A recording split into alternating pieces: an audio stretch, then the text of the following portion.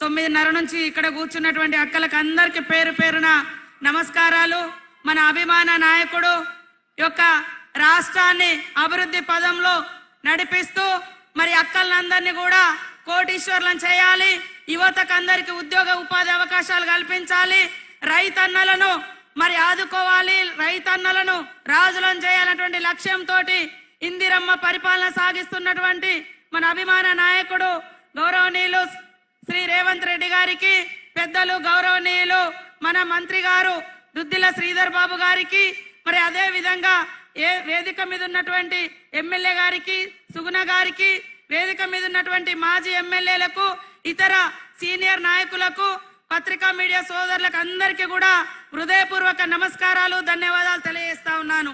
ముఖ్యంగా 10 సంవత్సరాలుగా BRS party, TRS party ప్రజలకు దూరమై ప్రజల ఆకాంక్షలకు అనుగుణంగా పరిపాలించలేదు కాబట్టే మీరు పక్కకు పెట్టడం జరిగింది. ఇప్పుడు మోడీ బీజేపీ కూడా గత 10 సంవత్సరాలుగా ఈ రాష్ట్రాన్ని పరిపాలిస్తుంది. అయ్యా నువ్వు ఏం చేసినవో చెప్పవయ్యా అంటే ఆయన ఏం చేసింది చెప్పలేక, చెప్పుకోవడానికి ఏం లేక కాంగ్రెస్ పార్టీ మీద రకరకాల కుట్రలు చేసి, కాంగ్రెస్ ప్రభుత్వాలను కూల్చే కుట్రలు చేసి, అదే విధంగా కాంగ్రెస్ లో ఉంటే అవినీతి పరులంట, కాంగ్రెస్ నుంచి పక్కకు పోతే మరి వాషింగ్ పౌడర్ నిర్మా అంట, పక్కన మహారాష్ట్రలో అశోక్ చవాన్ అనేటువంటి సీఎం ఉంటే కాంగ్రెస్ పార్టీలో ఆయన మీద కేసు పెట్టిరు. వాళ్ళ పార్టీలో పోగానే ఆయనకు రాజ్యసభ ఇచ్చి ఢిల్లీకి పంపిరు. మరి ఇవాళ ఏమంటున్నాడు, కాంగ్రెస్ వస్తేనట పేదోళ్ళ దగ్గర పుస్తకాలు గుంజుకోనట ఇంకొక ముస్లిం కమ్యూనిటీకి ఇస్తారంటారు. అరే ఏమైనా బుద్ధి ఉందా మోడీ గారు? నీకు ఒక రాజ్యాంగబద్ధమైనటువంటి పదవులో ఉండి నువ్వు 10 ఏళ్ళు ఈ రాష్ట్రానికి, ఈ దేశానికి, ఈ ప్రజలకు ఏం చేసినవో చెప్పు, మేము ఇవాళ చెప్తాం. మరి నువ్వు హిందువుల పార్టీ అని అంటున్నావు కదా, హిందువులకు గుడిలో దేవుణ్ణి మొక్కితే కనీసం అగరబత్తి మీదనైనా నువ్వు జిఎస్టీ వేయకుండా ఫ్రీగా అగరబత్తి ఇస్తాను అని నేను అడుగుతా ఉన్నా. మరి ఏమన్నా ప్రత్యేకంగా నువ్వు అంటున్నావు కదా హిందూ ముస్లిం అని, హిందువుల మీద ట్యాక్సీలు వేయకుండా 10 ఏళ్ళు రూపాయి వసూలు చేయకుండా ఏమన్నా పరిపాలించడం నేను అంటున్నా. కానీ కాంగ్రెస్ పార్టీ ఈ దేశంలో ఉన్నటువంటి ప్రతి ఒక్కరి కష్టాలను పేదోళ్లకు దగ్గరగా పరిపాలించి ఈ 70 సంవత్సరాల కాలంలో మరి ఆహార భద్రత చట్టం తీసుకొచ్చి 81 కోట్ల మందికి రేషన్ కార్డులు ఇచ్చింది. పని లేనటువంటి వాళ్లకు ఈ కులము ఆ కులం అని కాకుండా ఉపాధి హామీ చట్టం తెచ్చింది. ప్రతి పిల్లగాడు చదువుకునే విధంగా, ప్రతి అమ్మాయి చదువుకునే విధంగా విద్యా హక్కు చట్టం తెచ్చింది. నువ్వేం తెచ్చినవయ్యా? జిఎస్టీ తెచ్చిండు. జిఎస్టీ తెచ్చి ఈ 9-10 సంవత్సరాల కాలంలో దేశవ్యాప్తంగా పేదల నుంచి 54 లక్షల కోట్ల రూపాయలు పన్నుల రూపంలో వసూలు చేసిరు. కానీ కాంగ్రెస్ మహిళలకు లోన్లు ఇచ్చింది. మహిళలకు 500కే ఆనాడు కాంగ్రెస్ ఉన్నప్పుడు ఇళ్లల్లో మరి గ్యాస్ సిలిండర్ ఇచ్చి అక్కల కష్టాలు తీర్చింది. మరి అదే విధంగా రైతన్నల రుణమాఫీ ఏకకాలంలో చేసింది. ఇందిరమ్మ ఇల్లు ఇచ్చింది, బడులు ఇచ్చింది, గుడులు ఇచ్చింది, మడి ఇచ్చింది. ఇవాళ వ్యవసాయ రంగాన్ని అద్భుతంగా ఇవాళ కడెం ప్రాజెక్టు కావచ్చు ఆదిలాబాద్ లో, మరి శ్రీరామ్ సాగర్ నిజామాబాద్ లో కావచ్చు, ఇవన్నీ తెచ్చినాం. మీరేం తెచ్చిరా? ఒక్కటన్నా ఇవాళ ఏమన్నంటే అయోధ్య పేరుతోటి ఊరూర్లో వసూలు చేసుకున్నారు, తీసుకుపోయి అక్కడ కట్టిరు, సంతోషం. కానీ మాకేమిచ్చిర్రు? ఊళ్ళలో ఏమిచ్చిర్రు? ఇల్లు ఇచ్చిరా? తమ్ముళ్ళు ఉద్యోగం ఇచ్చిరా? రుణమాఫీ చేసిరా? మరి 2019లో రైతన్నలకు అందరికీ 2000 రూపాయలు చొప్పున పెన్షన్ ఇస్తా అన్నారు, ఇచ్చిరా? 2000 ఉద్యోగాలు ఇస్తాం సంవత్సరానికని 22 కోట్ల ఉద్యోగాలని చెప్పి ఆ లెక్కన 20 కోట్ల ఉద్యోగాలు రావాలి మనకు, వచ్చినాయా?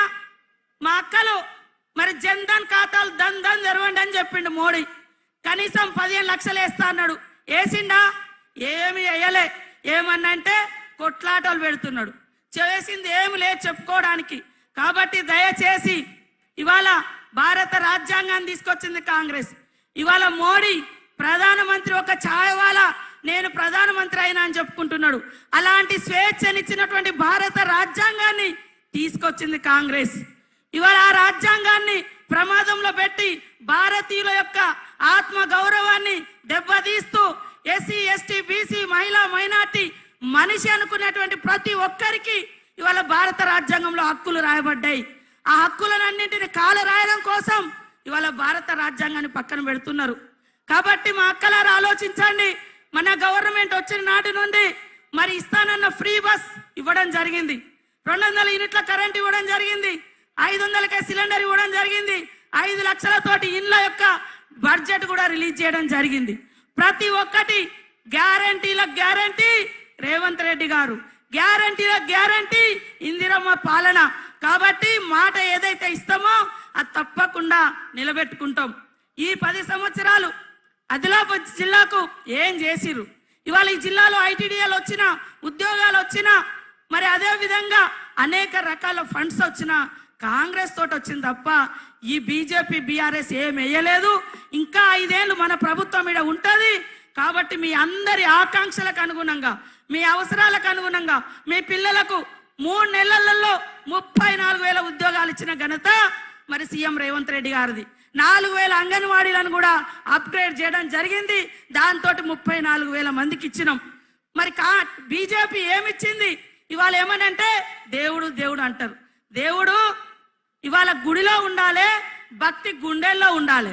కానీ దేవుని తీసుకొచ్చి రోడ్ల మీద జెండాలకు కట్టి దేవుని ఎజెండా పెట్టి మరి ఓట్లు అడగడం ఇది ఎంతవరకు సంస్కారం అని నేను అడుగుతున్నా. మా అందరికీ భక్తి ఉంది, ఇక్కడ వాళ్ళందరికీ భక్తి ఉంటుంది. దేవుడు గుడిలో ఉంటాడు, భక్తి గుండెల్లో ఉండాలి. కాబట్టి ఇవాళ మీరు ఏమి ఇచ్చిర్రు? కనీసం గుడులను కూడా కట్టలేదు మీరు. కానీ ఎంతసేపు కాంగ్రెస్ ను విమర్శించడమే పనిగా పెట్టుకున్నారు. ఇవాళ సుగుణ ఒక ప్రశ్నించే గొంతుక, ప్రజల మనిషి, 30 సంవత్సరాలుగా ప్రజల కష్టాలలో, ప్రజల ఇబ్బందులలో తన కుటుంబం నిలబడ్డది. కాబట్టి ఈ యొక్క సుగుణ గారిని, పేదింటి బిడ్డ, ఉద్యోగం వదిలిపెట్టుకొని మనల్ని నమ్ముకొని వచ్చింది. తప్పకుండా ఈ జిల్లాకు నేను ఇన్ఛార్జ్ మినిస్టర్గా ఉన్నా.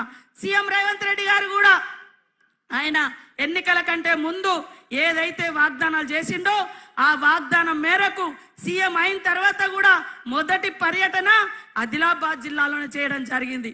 కాబట్టి ఇక్కడికి వచ్చినటువంటి వాళ్ళందరి యొక్క అవసరాలు, సమస్యలు వారికి సంపూర్ణమైనటువంటి అవగాహన ఉంది. కాబట్టి మీ అందరి, మనందరి అభిమాన సీఎం రేవంత్ రెడ్డి గారి ఆధ్వర్యంలో ఈ యొక్క పార్లమెంటు, ఈ జిల్లా అభివృద్ధి చెందుతుంది. చెందే విధంగా నేను ఇక్కడ బాధ్యత తీసుకుంటా. అక్కడ సీఎం గారు ఉన్నారు, ఇక్కడ ఆత్రం సుగుణ గారి చేతి గుర్తుకు ఓటేసి గెలిపియాలని పేరు పేరున మా అక్కల్ని, మా తమ్ముళ్ళని, మా అన్నల్ని అందరినీ కోరుకుంటా ఉన్నాం. ఇవాళ రాజీవ్ గాంధీ గారి కుటుంబం, ఇందిరమ్మ కుటుంబం, రాజీవ్ గాంధీ గారు చనిపోయి మరి 34 సంవత్సరాలు అయింది. ఆ రోజు నుంచి ఈ రోజు వరకు ప్రధానమంత్రి పదవులలో వాళ్ళు లేరు.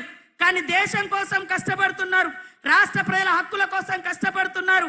కాబట్టి ఒక్క అవకాశం ప్రజాస్వామిక పోరాట యోధుడు, రాజ్యాంగాన్ని కాపాడే లక్ష్యంతో పోరాడుతున్నటువంటి రాహుల్ గాంధీ గారిని ప్రధానమంత్రిని చేద్దాం. పేదల పరిపాలన దేశమంతా నిర్మించుకుందాం.